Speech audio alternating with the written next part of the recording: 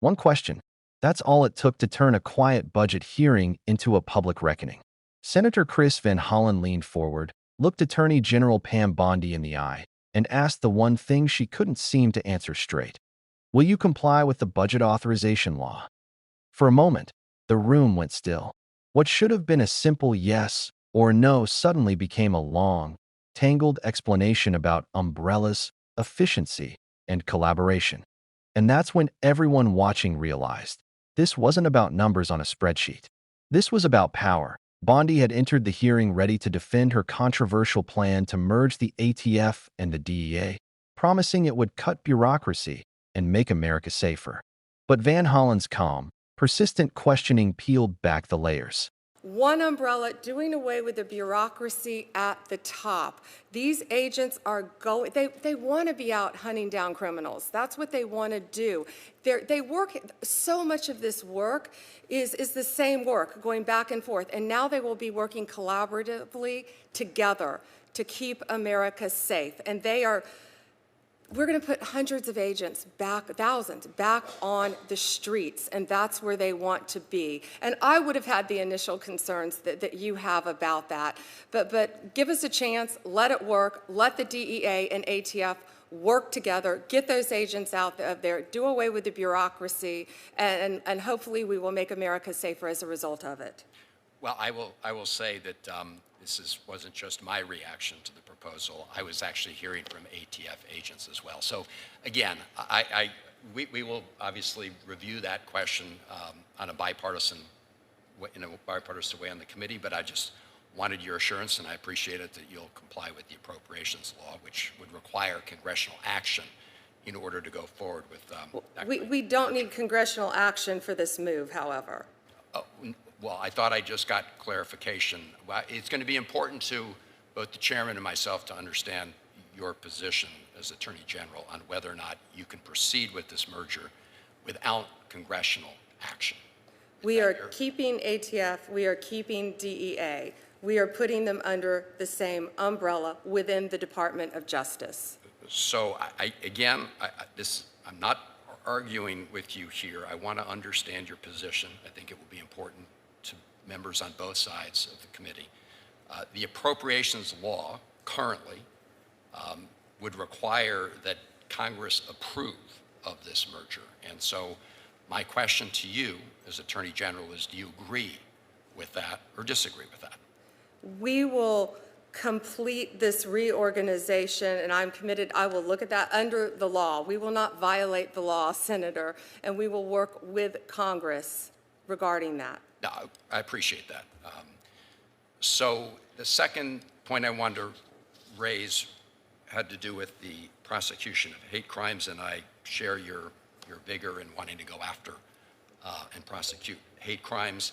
I would just point out that the budget that you submitted zeroes out funding for 3 of the DOJ hate crimes programs, the hate crimes training program, Shepard Bird hate crimes, the Javara Hire No Hate Act, and the community approaches to advancing justice. So I hope you'll work with the committee if we seek to restore funding for those programs.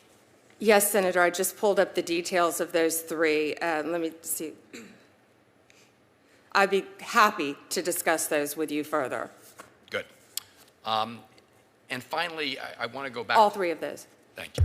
I want to go back to the issues of grant determinations, because I think there continues to be some confusion between grants that had already been obligated that were withheld. And to my knowledge, there are about 400 of those still pending.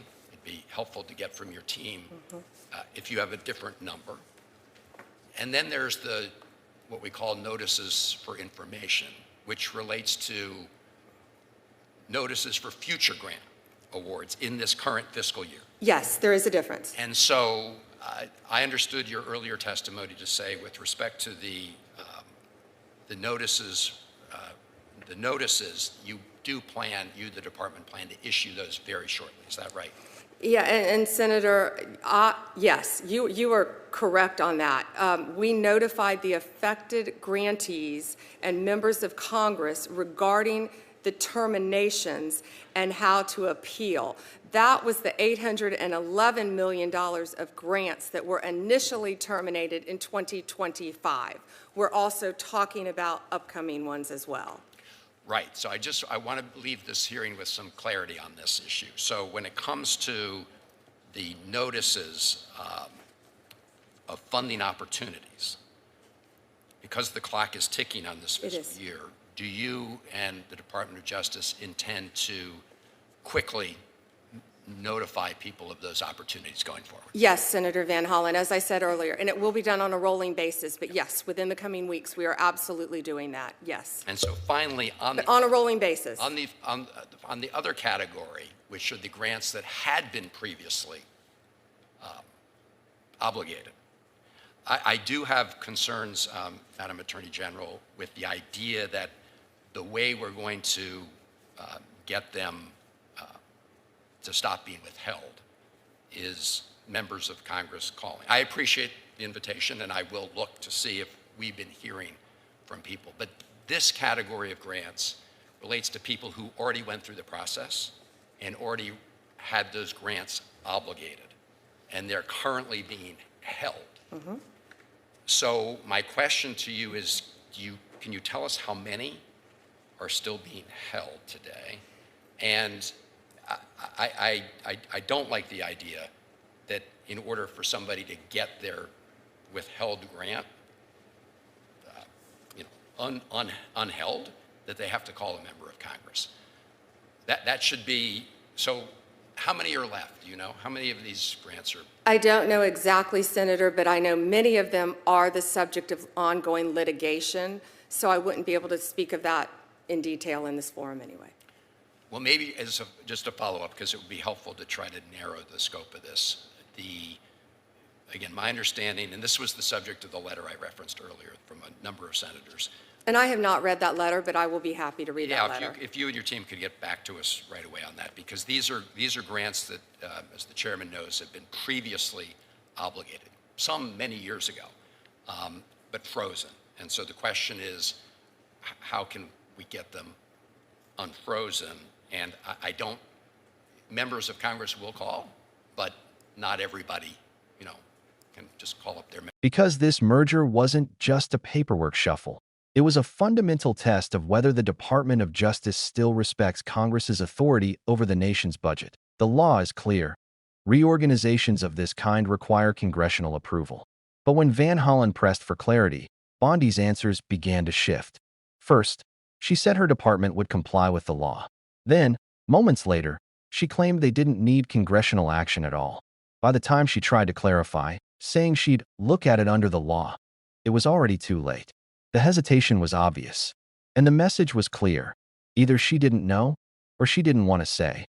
That moment set the tone for the rest of the exchange. Van Hollen wasn't grandstanding. He was trying to get a straight answer about a decision that could reshape how two of America's most powerful law enforcement agencies operate. Bondi framed her plan as efficiency-driven, cutting red tape, moving agents from desks to the field, streamlining resources under one DOJ umbrella. It sounded good, but the subtext was louder than the speech. Because if Congress isn't consulted, that's not reform, it's overreach, and that's why this hearing became so tense. Van Hollen wasn't just questioning a budget proposal. He was drawing a line in the sand about accountability. He reminded Bondi that Congress's approval isn't a courtesy. It's the law. The Constitution gives Congress control of the purse, not the Attorney General. And if that principle erodes, even slightly, it opens the door to something far more dangerous than a bureaucratic merger. Unchecked executive power. But the deeper the hearing went, the more uneasy it became. When Van Hollen shifted from the merger to the issue of hate crimes programs, the mood changed again. He pointed out that Bondi's proposed budget had quietly zeroed out funding for three key DOJ initiatives: the Shepard Bird Hate Crimes Program, the Jabara Hire No Hate Act, and the Community Approaches to Advancing Justice Program. These weren't symbolic line items, they were lifelines.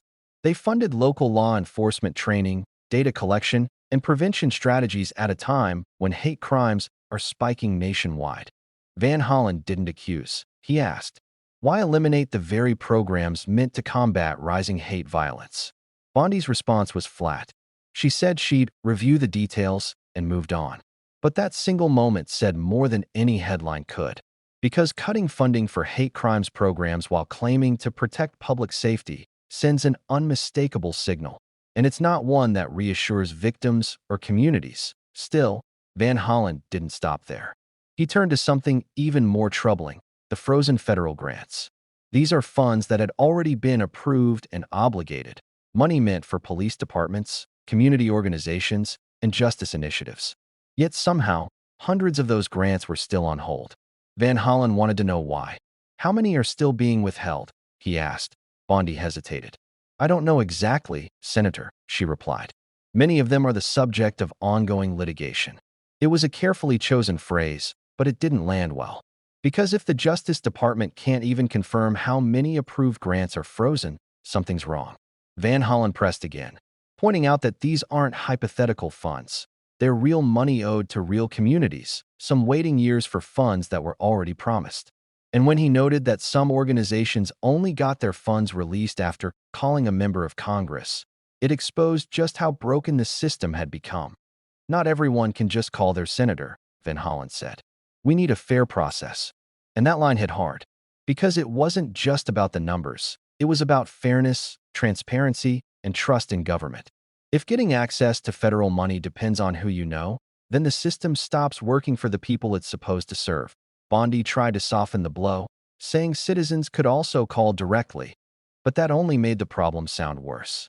Because in a country built on rules and structure, there shouldn't be a hotline to unlock frozen grants. There should be a process that works automatically and equally for everyone. By this point, the hearing had peeled back something bigger than a budget issue. It was about whether the Department of Justice, the very institution meant to enforce laws, is following them. Each answer Bondi gave seemed to widen the gap between promise and practice. When she claimed the ATF-DEA merger didn't need Congress's approval, she wasn't just making a policy point. She was challenging a constitutional one. And when she sidestepped on hate crimes funding, it raised questions about priorities. When she couldn't specify how many grants were frozen, it raised questions about competence. And through it all, Van Hollen kept bringing it back to one central idea: accountability. Because at the heart of every one of these issues is a simple truth: government only works if it's transparent. The moment officials start deciding which laws to interpret, which funds to freeze, and which programs to cut without oversight, the foundation starts to crack. That's what made this exchange so powerful. It wasn't loud. It wasn't explosive. But it was revealing. A senator asking clear, factual questions. An attorney general dodging, deflecting, and reshaping her answers in real time.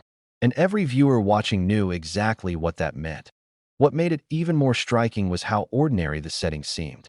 A standard committee room, a polite tone, no shouting match. Yet beneath the surface, this was one of the most consequential conversations happening in Washington. Because what Van Hollen was really asking was, does the law still mean anything when it applies to those in power? Every major controversy in recent years has come down to that same question, whether it's surveillance, subpoenas, or spending. The details change, but the principle doesn't. And what happened here was another example of that slow erosion of trust that comes when those in charge of enforcing laws act as though they can bend them. Bondi's supporters would later say she handled herself calmly, that her answers reflected a willingness to review and work with Congress. But to many watching, it sounded like careful non-answers, a legal dance designed to avoid admitting overreach while keeping the door open to proceed anyway. The tension in the room wasn't about partisanship. Both Democrats and Republicans have expressed concern over executive agencies bypassing Congress on spending matters. Van Hollen's approach was measured, deliberate, and rooted in law, not politics. That's why his line of questioning struck such a chord. Because at a time when trust in government feels fragile, moments like this expose how easily accountability can slip through cracks of language and procedure. Bondi's merger plan may sound bureaucratic, but it carries real consequences: shifting oversight, moving budgets, and consolidating control within the DOJ. And that's exactly what Congress was designed to prevent. Unilateral decisions that move power away from elected representatives and into executive hands.